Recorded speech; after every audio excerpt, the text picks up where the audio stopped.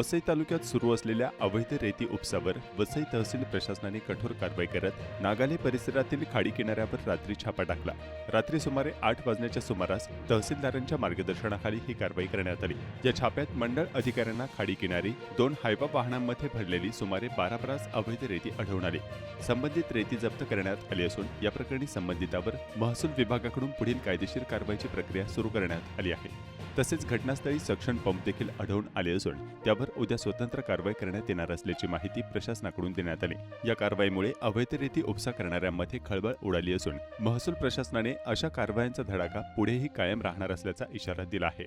आज दिनांक 4 मे 2026 रोजी आम्हाला अधिकृत सूत्रांकडून माहिती मिळाली की नागले तालुका वसई या ठिकाणी खाडीच्या किनारी रेती अवैधरित्या रेती उपसा सुरू आहे।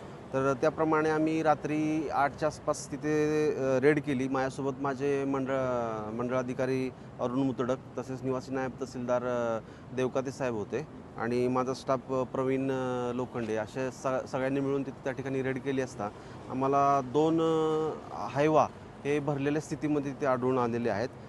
त्याचे चालक जे आहेत ते पळून गेलेले आहेत। आजच आम्हाला माहिती मिळाली याच्यामध्ये तर त्या कोंड्या आहेत त्या कोंड्या पण आपण उद्ध्वस्त करायचं त्याच्यामध्ये हे करतोय। इथून पुढे त्याच्यावरती प्रतिबंधात्मक कारवाई केली जाईल की जेणेकरून पुढे भविष्यात तसा रेती उपसा तिथं अवैधरित्या होणार नाही।